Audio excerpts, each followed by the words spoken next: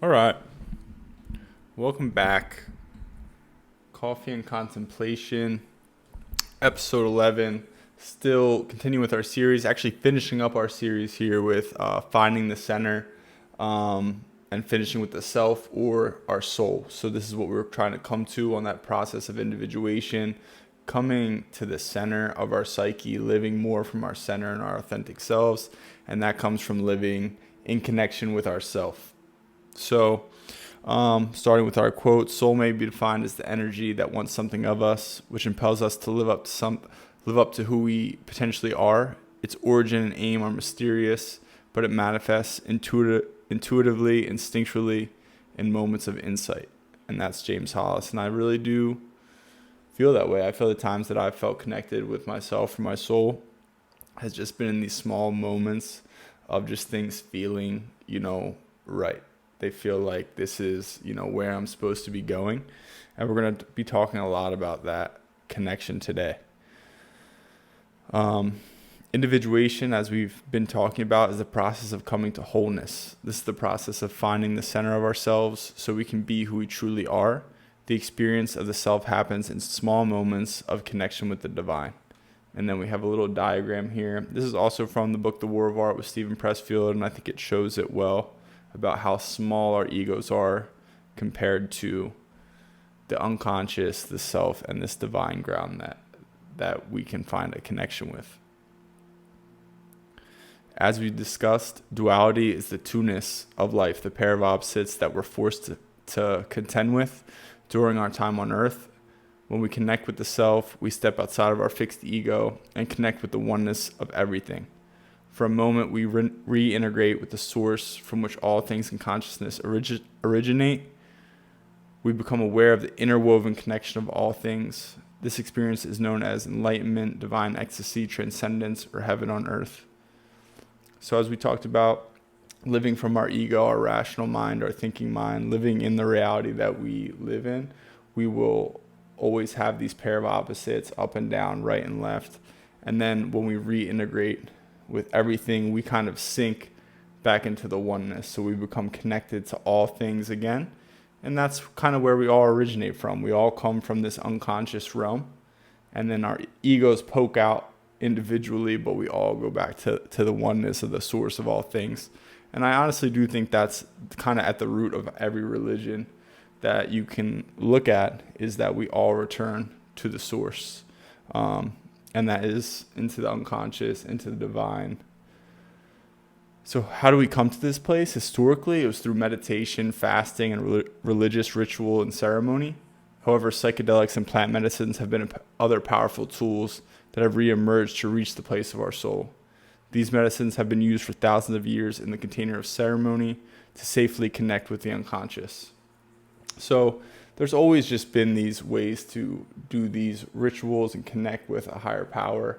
But I think more than ever, psychedelics have kind of come back on to not only be something that can help with mental health and just depression, anxiety, all these sort of things.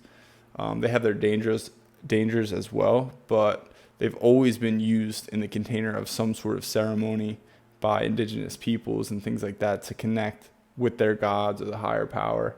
And I think that's a really important thing, and we'll dive more into that sort of stuff today. But just having that connection, once again, I think is something that we're extremely lacking, and it's causing us to be very sick mentally, physically, and culturally. Just everything that's kind of going on. I think it's because we're really disconnected from a higher power. I think that is the number one issue we have today. When we touch this divine place in ourselves, we can't stay there. We have to return to our lives, our work, our relationships, and our families. We have to return to our ego and the roles it's created to survive in the world. We have to return to the journey of our lives with our newly found wisdom and understanding and integrate them to serve our highest purpose. However, we can continuously reconnect with this space in the form of small rituals, daily, weekly, monthly, and annually, to stay centered and connected to our higher power. So I really think that coming to this place is super powerful. The moments, whether it's a big, ceremony or something that you're doing to connect with this. But if you can continually have these little small things that you can come back to throughout the day, throughout the week, to just feel more centered, calm, and connected, I think that's going to be important. I think that's where kind of like grounding comes from as well. If you can be grounded in yourself, kind of not lost in your thoughts, not super stressed out, not in the state of fight or flight, if you can stay in your body and kind of behind your mind and nice and centered and calm, then I think things will kind of, you can start to notice that you can be almost guided. Like the answers will almost show up for you rather than, you're stuck stressing out. So coming to the self, there are several ways that we can experience the self. Sometimes we access our soul through intention and purpose. In other moments, it may reveal itself to us spontaneously through anima and synchronicity. Here are some strategies and situations where we may interact with our soul. So we're going to talk about intentional practices, intentional ways that we can kind of come to experience ourself or our soul. So the first one is meditation. So once again, mindfulness meditation, any form of meditation really, but to come in contact with the self, we can't be lost in thought. We need to come to our quiet center and recognize that we're truly the awareness behind the things that are appearing in consciousness. I say that a lot. That's something like to really chew on. Like whoever you are, if you really start to peel back layers, it's like just this awareness behind the things that are showing up and going away. There's a part of you that's just a witness, that's just noticing everything, that is unattached to everything.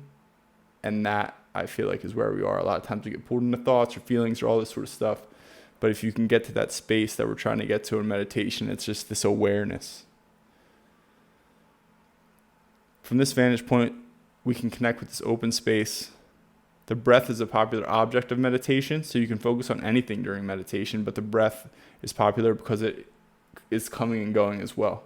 So like I said, everything is kind of coming and going, but the next breath is always coming and going, and you're just supposed to watch it come and go. It's just a singleness of focus. We're not getting pulled off into other things. You're bringing yourself right back to that one thing, coming and going, and the breath is a great one to use. But you can use sensations, sounds, anything else. The place we're trying to locate in ourselves is that place that notices the coming and going of all things, an unattached witness. Through diligent practice, meditation is a tool used to connect with the divine since the beginning of time. So, I mean, this isn't new stuff. It's always been around. And I think we look at primitive people sometime and we think, they're not as technologically advanced. They're not as smart as us. But I honestly think they were a lot wiser. I think they were connected with things that we aren't necessarily connected to today, because we're so in our consumerism and our ego. I feel like inwardly they were a lot more rich than we are. Maybe outwardly we have more things and we're more technological, but I think they were wiser and I think they were more connected. Another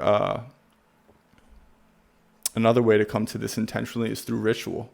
So religious ritual and ceremony is an uncommon practice in our society. Historically, these traditions held an important place for good reason. Today, a wedding celebration of romantic love is one of the few ceremonies we have left to connect with something greater. Another common one is just a Catholic Mass or any other religious ceremony that you would go to. But rituals have always had an intention of connecting with a higher power or something greater. If we can start to learn to create our own rituals to honor parts of our psyche, it can be a potent practice. And as Robert A. Johnson says, the point of ritual is not to make magic, to dominate someone or something and make it bend to our will, but to make a divine connection, to experience a momentary unity of the two worlds. So, it doesn't have to be these big grand things. You can make little small rituals to come back to yourself. For me, I feel like my rituals to connect with something higher is always just spending time alone in nature. That's it. Just no phone. Nothing else. It's just I'm going to spend time going on a hike, doing something, spending it outside alone. And that's where I feel the most connected, grounded. Through meditation's another one. But having those things that you continually come back to can be super beneficial if you're ever feeling off balance. So I don't believe these rituals and ceremonies need to be grand and complicated. In fact, they should be small, simple, and easily accessible. This lowers the barrier and expectations of what it takes to connect with your soul. And here's a little quote from Carl Jung. It says, you must go in quest of yourself, and you will find yourself again only in the simple and forgotten things. So I think we need really small things. I think we think about life sometimes, and it's like these big, grand things, vacations, big moments in life, marriage, having kids, but that's not necessarily your life. Your life is these small little things that you might do every day. And I think we need to come back to those things. Like, who are you really? What small little things you do every day that make you feel the most like yourself? And if you're anchored in those, I feel like it's tough. It's an easy way to stay balanced and centered and connected versus, constantly on this up and down here and there. Like, you need to have these things that you come back to. So for me, meditation, exercise, spending time in nature, like if I'm doing those things, I'm anchored, I'm feeling good. And then another reason we need these small rituals, because it lowers the barrier and expectations of what it takes to connect with your soul. Sometimes we don't see heaven because we don't look low enough. We think it's going to be this big, crazy thing, but it can be really small things where we start to notice this divine part of our life. The last intentional way is psychedelics. So psychedelics are probably the most powerful tool that we have to connect with the divine. Psychedelics can permeate our ego so that elements of our unconscious can flood into our awareness. These can be some of the most powerful and transformative experience one has in life, in both positive and negative ways. Our egos cannot grasp the full meaning of these experiences because of their relative size compared to the unconscious. And we can look again at that diagram above that Stephen Pressfield has. Our ego can only chew on so much of what floods in those experiences. So we take little things away, positive and negative. It has the potential to be dangerous, and these substances should always be used in extreme caution and care, because as Carl Jung said, beware of unearned wisdom. And if you have one of these things and maybe you have a bad trip, I just think it's not integrated right. I think maybe you didn't do the prep work, you didn't have the correct container, because like we were talking about ritual historically, rituals with psychedelic and plant medicines were used to connect, heal, and transform. It was a rite of passage to come in contact with these substances for everyone in the community. They weren't feared as dangerous because they had a container of ceremony, and they had guidance from shamans to ensure the safety and integration of the divine wisdom earned on the trip. So these things have been used forever in ceremonies with spiritual guides, with shamans, and it's not like something there people are super intimidated about. Obviously, it's like a rite of passage, and they can be difficult experiences, but they're always integrated the correct way. It was always teaching and learning, and I think sometimes where we have issues with that now is there's no container. You can be doing these things maybe haphazardly with not a lot of like respect or reverence, and I think it can end up having a bad effect on you just because you don't understand it. Once again, our egos are so small compared to when we do something to let all that flood in. It can be overwhelming. But if done correctly, these tools can be used to shed your ego and act as a ceremonial rebirth, peeling back layers to come closer to your authentic self and your higher power. So I do think these can be used as a tool to really just unlearn. A lot of times we go through life, I think we may get bitter, resentful. We might have these maladaptive neural patterns that we're creating and things that aren't good. And I think it can be used to just burn some of that away, create a rebirth, create you to connect with your more authentic self, almost remind you of who you really are.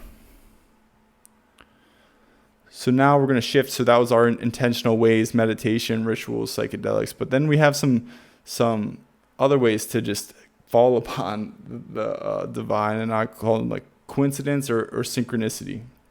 So synchronicity is a term coined by the Swiss psychiatrist and psychoanalyst Carl Jung. It refers to a meaningful coincidence that happens when an inner psychological state of mind corresponds to an event in the world, i.e. where two or more events are not causally related, but share a significant and meaningful connection. And there's a little article here that someone wrote, not me, Googled it, but I think it defines synchronicity really well. It's basically the times of synchronicity have happened to me. It's I'm thinking about something, I'm doing something, and then it just like appears in the outer world, and it's like almost like someone's fucking with me. Like when it happens, I'm always like, I don't know. It always gives me like those chills up my spine, and it's just weird how things line up as you start to like create that vision and notice. And I've heard them be called like God winks, and sometimes I look at them as breadcrumbs showing me I'm in the correct alignment of my life and I'm on the right path. So here's a quote from Albert Einstein: "Coincidence is God's way of remaining anonymous." So I do really see that, because the times it happened, it's just like I'm super present, I'm super there, and then there's things are just lining up. And what we're going to do is we're going to look at this little video from the movie The Legend of Bagger Vance, which I think shows synchronicity the best. So we'll play that right now and we'll show it. Okay, so we're going to talk about synchronicity a little bit. Synchronicity is when two things line up simultaneously in your inner and outer world. Almost too good to be true. The moments that it's happened to me in my life have been like, what the fuck was that? It's pretty crazy. You almost think like someone's messing with you or something like that. But I look at these things as God winks, as my guide to let me know that I'm on the right path. I look at them as breadcrumbs. And how I think best to show what this is through this movie. So this is The Legend of Bagger Vance. It started out as a book written by Stephen Pressfield. Stephen Pressfield wrote the book The War of Art, one of my favorite books, a book that we've talked about before. But The Legend of Bagger Vance is based off of the Bhagavad Gita. The Bhagavad Gita is a Hindu scripture, and that's the book that Gandhi kind of lived his life by. And in that, in the Bhagavad Gita, there's Arjuna. He's a warrior who has kind of lost his way, and he gets guided by Krishna, who is basically God that helps him along the way. So in this movie, we have Juna. Juna is a golfer. He went to a war, came back, kind of has PTSD, lost his swing, all that good stuff, and he kind of stumbles upon Will Smith, or Bagger, who is Krishna in this movie, or God. And the Bagger is kind of his guide, his guide that kind of helps him back to himself. But this is a movie that shows synchronicity the best. So here are some moments of synchronicity. We'll show the first clip, and it will make sense in the second clip. So here we go. You never even said you were sorry. And now I'm supposed to just run into your arms and melt like butter on a hot muffin? I'm sorry, Adele. I am truly sorry. It's too late for I'm sorry, Juna. Then tell me what to say. It was too long ago. No, it wasn't. It was just a moment ago. Okay, so let's remember that clip. That was him talking with his anima, Adele, his boo. But now later in the day, so Juna, or Matt Damon, he kind of goes about his day golfing. Once again, he loses his swing. So now he's in the woods now. The woods is symbolism for the unconscious and where you would meet God. In that first conversation, it's just Adele and Juna. Bagger's not around, no one's around. So now we'll go into the woods where he's kind of having a little PTSD flashback, and he's going to be guided here by, basically, if we're looking at this, it's his soul. So here we go. And a soul on this entire earth ain't got a burden to carry he don't understand. You ain't alone in that. But you've been carrying this one long enough. Time to go on, lay it down. I don't know how. You got a choice. You can stop, or you can start. Start? Walking. Where? Right back to where you always been, and then stand there. Still. Real still. And remember. It's too long ago. Oh no, sir, it was just a moment ago.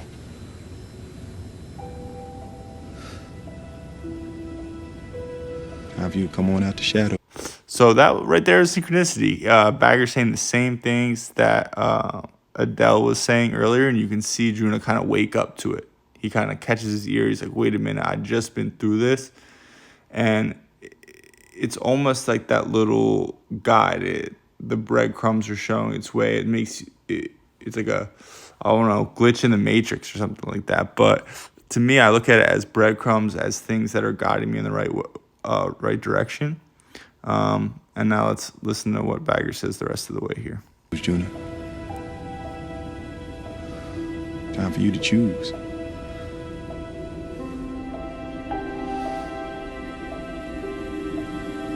I can't. Yes, you can. But you ain't alone.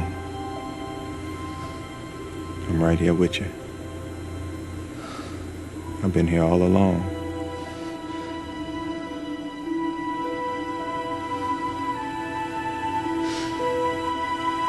Now play the game. Your game. The one that only you was meant to play. The one that was given to you when you come into this world.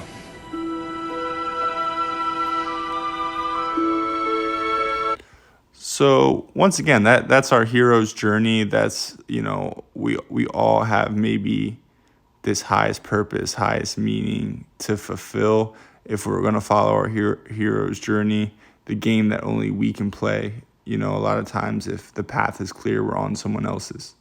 So how do we know if we're headed in the right direction? A lot of times I can use synchronicity when these things are lining up and I'm making these connections. To me, I'm like, I'm on the right path. I'm doing the right thing. I look at them as guides or God winks or breadcrumbs or however, but it's like I'm doing something right. So that's synchronicity. I think this shows it the best. There's a couple other ones that pop up in this movie, but I suck at screen recording, so we're just going to show this one. Thanks. All right. So that was The Legend of Bagger Vance and Synchronicity. I do think that shows it better, at least the way I've experienced it in my life, where it just, there's no way these two things can line up, and they do, and it's really wild. To do a little book review here, we're going to go to the Red Book. So this is basically a book written by Carl Jung. It's one of his most famous works, but it's probably one of the toughest ones to understand, just because he's very poetic in the way he writes. I think it's very beautiful, but if you don't understand what his philosophy or his background, you're not going to understand this book at all. I mean, it took me a while to understand the stuff that he was trying to say in here, and I still don't understand all of it because it's complicated. But I think when we're coming to talk about the soul, this is what that book's about. It's about his confrontation with his unconscious. So I think he was a very visual person. He was someone who had a great connection with his own unconscious, and this is some of the stuff that he pulled away from that. So it's just a few quotes and passages that we'll go through here. So the first one is, he whose desire turns away from outer things reaches the place of the soul. If he does not find the soul, the horror of emptiness will overcome him, and fear will drive him with whip-lashing time and again in a desperate endeavor and a blind desire for the hollow things in the world. And I think that's a really amazing, I just think everything he writes is kind of crazy, but our soul is not found out here, it's found in here. So it has to be done, this inner work. But a lot of times when we start to sit in the silence, in the quietness, we get antsy and we run back out searching for our soul. And I don't think we'll ever find it there in the hollow things of the world. We need to find it in ourselves, and maybe that takes waiting. So sitting and waiting, trusting the flow of your life, waiting in patience to see if the next right moves line up for you. Where is the energy of your life? What are you being pulled towards? And I think it's important to follow that. Here's the next quote. So a lot of times they'll consider your soul a child, like your inner child or anything like that, because it's always becoming. It's something that wants to become and grow.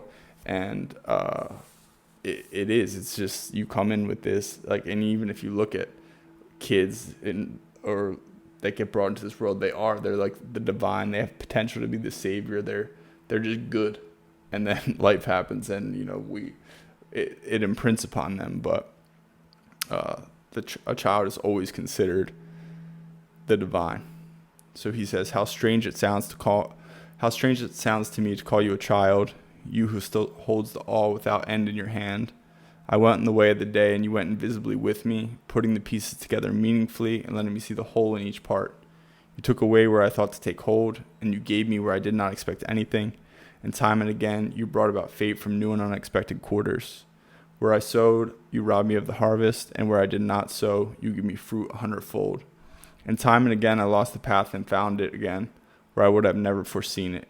You upheld my belief when I was alone in near despair. At every decisive moment, you let me believe in myself. So I think that's an amazing thing. Realizing that your soul is always there with you, guiding you. Maybe you're in your ego mind thinking, I'm going to put all my work and effort here and nothing comes of it. But then something else comes here out of nowhere.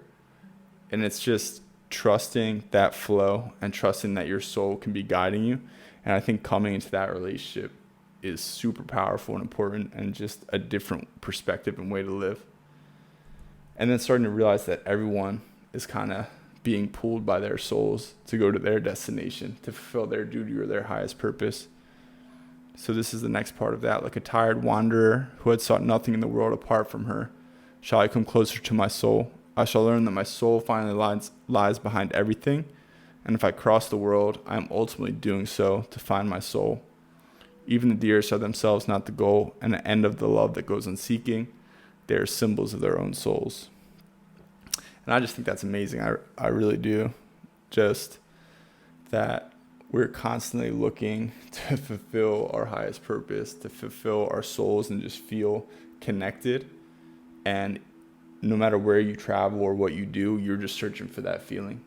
It's maybe not that place for someone, but for someone else it is. And why? It's because they feel connected there. It's where they're supposed to be. And the deers are themselves not the goal, an end of the love that goes on seeking. Their symbols of their own souls. I think that's fucking crazy. And it's just like really peaceful to think about that in terms of like, if you love someone in a relationship or something and it doesn't work out, it's like they're being pulled to where they're supposed to be, and so are you.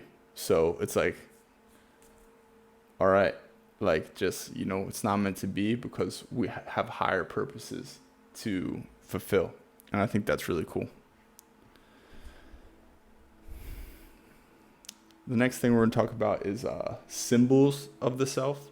So symbols of the self, when we start to look at these across cultures and time, these symbols are known as archetypes and have bubbled up from the unconscious of our collective human psyche. Self always shows up as the center of 4 quadrants. So like a cross in a circle.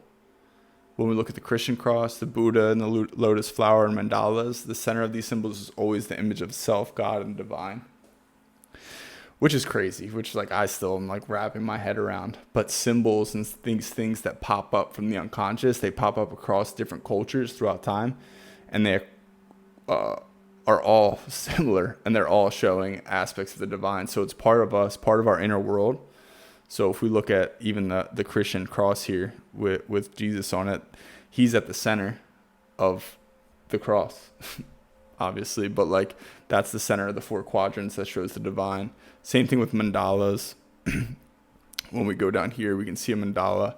That's always that symbol too, from the center, and it kind of pulls out of the 4 quadrants. And the Buddha and the lotus flower is the same thing. It's the center of the 4 quadrants. So that's just, yeah, I don't know about anything about that, but it's just an interesting tidbit and something that I'm starting to dig into more, learning about symbols and archetypes and things that have kind of traveled along through time because they're parts of our inner world and our psyche and this divine realm that we talk about. So the purpose of one's life is to come closer to your soul. We need to recognize the reality of our soul as something that deserves our attention and energy. I believe our soul is pulling us towards our highest purpose on earth, we need to acknowledge the soul, learn its language, surrender to its demands, and accept the path it's insisting upon. Where the ego wants to cling, the soul demands surrender. Loosen your grip on how you thought it should be. Let go of what no longer serves you and open yourself to receive what's coming your way. Trust the flow of your life because the soul will have its say, despite your resistance. To define the experience of the divine is impossible because it requires explaining the unexplainable. To come back from an experience of the self and tell its story always does an injustice because it brings divine experience back to earth. However, the more light we can shed on this connection, the more healing and awareness can occur personally and collectively. So this is what this podcast is all about. I really wanted to do this little finding the center thing to kind of like pull this all together.